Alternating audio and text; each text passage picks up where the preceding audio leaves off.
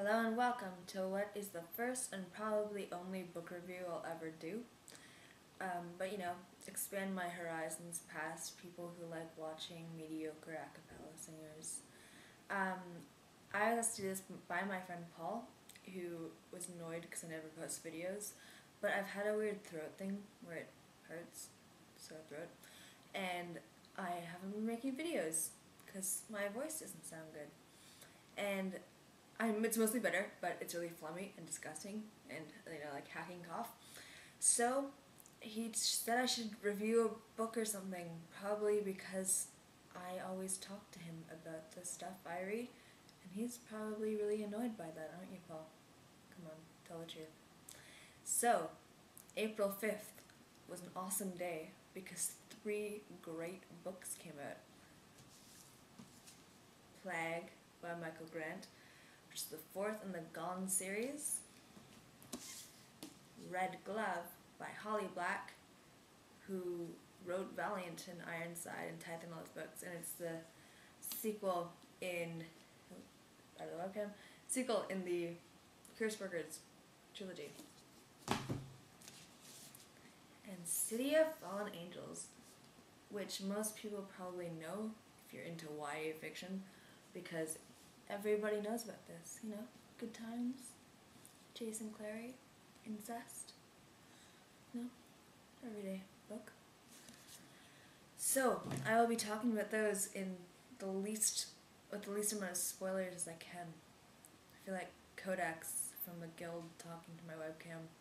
The only difference between me and Codex is that, well, 2 differences, that I am not a gamer and I can't edit videos, which is sad because I'm in grade 12 film. Oh, you should probably know that since I can't edit videos, you might see or hear a little kitten, and that's Willow, who'll be most likely a very avid part of this video, climbing over things. Alright, let's get started. Oh, that's her now. Plague. My brain's really messed up. Anyway, Plague. I was really excited to read this because the books are good. So the premise of Gone is this little town in California where all the people over the age of 15 disappear in a second. So what happens is in the first book is that the main character, some of the characters, but the main one, Sam, he's trying to find a way, because his 15th birthday is coming up, he's trying to find a way to avoid that poof of 15. Does he succeed? Well, he does, because he's the main character. And that's the first book. And so it's this huge amount of characters, and basically they try to survive not only the fact that there's no adults, but what happened, we still don't really know, but it's like some kind of nuclear fallout. And so a lot of kids develop these superpowers, basically, mutant powers, and it's kind of gross and almost Lord of the Flies-esque in the way that they turn on each other and kill and fight and separate into groups. And Plague was about well, 2 plagues more. One was a regular flu, only your cough made you go flying through walls with its force. Not a cough-eyed one. And also that these flying snakes, they shit out eggs on you, and then out of the eggs it would be bugs, but they'd sedate you with their pincers, and you wouldn't feel it, but they'd be crawling through you and eating you alive. So when I was still reading it was really funny. I was in history class, and there was this kid that sits towards the side from my desk, and he was scratching his back or something, but all I could see were things moving out under his shirt, and that was all I could think of. Can you imagine that? Just looking over, oh, there's a little bug eating its way through my shoulder. Gross. So it was definitely the most gruesome, but I think it was my favorite of the 4 that are out so far. There's going to be 6. This is my favorite of the 4. And Brianna and Decca. I had my hopes that they'd get together in this one. Well, towards the end, Decca whispers something in the Breeze's ears. And the reader doesn't know what it is, but but I assume that it was, I love you. So Brianna freaked out and ran off with their super speed. It broke my heart more than it broke Decca's. Maybe it probably broke Decca's more, but I was pretty upset. Yay, Brecca! Small shivers. Most people like Brianna Jack. Jack's two-faced. So, also Astrid. I'm pretty sure that's her, supposed to be her on the cover, and I hate her. Astrid's gross. She's supposed to be like the sweet, blonde chick. I don't like her. I don't trust her. Anyone who would think about killing their brother, like, not just like, oh, my brother's so annoying, but like literally shady character. And she thinks she's the good guy. Also, Diana. Speaking of good guy girls, she's not. She's a huge bitch, and she's my favorite character. She's crazy, and she's in love with Kane, who's like the main bad guy, and Sam's counterpart in more than one way, which would be a spoiler to say more, but just a spoiler for the first book. Keeping it spoiler-free, promise. So yes, it was really good. It was really, really, really good, and the way it ended, I can't wait for what's the next one's called Fear. It was supposed to be called Darkness, but apparently it wouldn't fit on the front cover. It's dumb. But Fear comes out next year, and I can't wait a year, but I guess that's what I get for finishing a book in 3 days after it came out. Okay. Red Glove. Wow. Okay. Holly Black wrote it. I started reading Holly Black's books when I was, I don't know, I think 12 or 13, and I fell in love with them. I read Valiant first, so I guess I kind of read the Modern Fairy trilogy out of order, but I guess it doesn't matter if you read the first or second book. Anyway, I read Valiant, and then the first time I went to a Holly Black book signing, I've been to 3. The first time I went to one was a couple years after I started reading her. I kind of went over to her and I'm like, I think Valiant is the book I've read more than any other book ever. And started like gushing and totally fangirling out to her. It was super embarrassing, and she's like, oh, that's really nice. I like your necklace. And I was like, thank you. Yeah, not one of my better moments, but I had fun.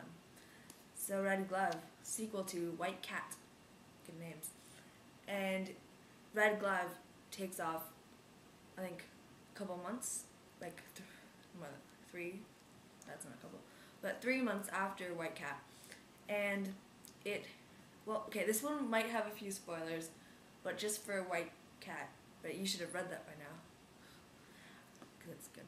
And so White Cat, Castle discovers that because in this world, there are people wear gloves, like that one, which is red, because people have the ability to use their hands to curse you, so like they can kill you or transform you or make you lose some certain memory or change your luck or emotion. And so this is really rare, but people still are freaked out by it, and it's really taboo, and everyone wears gloves. But Castle comes from a family of curse workers, as they're called, who are involved with crime, because that's what most curse workers do. And in the first one, he's really upset and out of the curse worker club because he's not a curse worker. And he's in love with this girl, Lila, but before the book starts, when they were younger, he killed her. And he starts dreaming about this white cat, and throughout the book, it's revealed the white cat was Lila, and then a transformation worker turned her, but there aren't transformation workers. Oh wait, Castle's a transformation worker, and his brother changed his memory, and his brothers would take him out, and he'd kill people for them. Plot twist.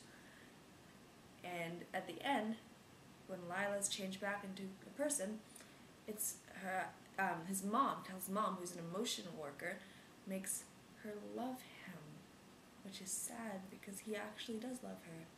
So in this book, Red Glove, it's a lot about that. Castle trying to avoid Lila, who knows about the curse, but can't help but like follow him around and tail him and try to jump him in the middle of the night. And in this one, different people are trying to get Castle to work for them, like the government and different crime families. And the first book had a really, really good twist. The twist at the end of this book, I think it should have been really good, but I have a really good memory for books, and I remembered a detail from the first book that was really important to this, which is like a tiny detail. And so I could see the twist coming, and that was a bit disappointing. But I think anyone else who doesn't have that creepy encyclopedia book knowledge that I do, it would be a good twist. When I figured it out, I felt super smart, because it's like, oh, Holly Black, genius. So yes, very good. Book 2. I just wish that the twist hadn't been spoiled by my mind. City of Fallen Angels will also have spoilers just for the first 3 books. So, first book, Clary, regular, she was 15 in for most of the first book, but she finds out that there are demons and vampires, and she's a shadow hunter, and they kill the demons and stuff. And so she joins them, and there's angsty boys. And at one of those angsty boys, Jace, she really falls for. But hey, guess what? The main bad guy, Valentine, you find out he's his dad. Oh, that's Simon. Never mind. You find out he's Jace's dad, and oh wait, also Clary's incest. So they spend most of the second book not together, and Clary has a thing with her best friend Simon, who accidentally gets turned into a vampire. Dumb luck.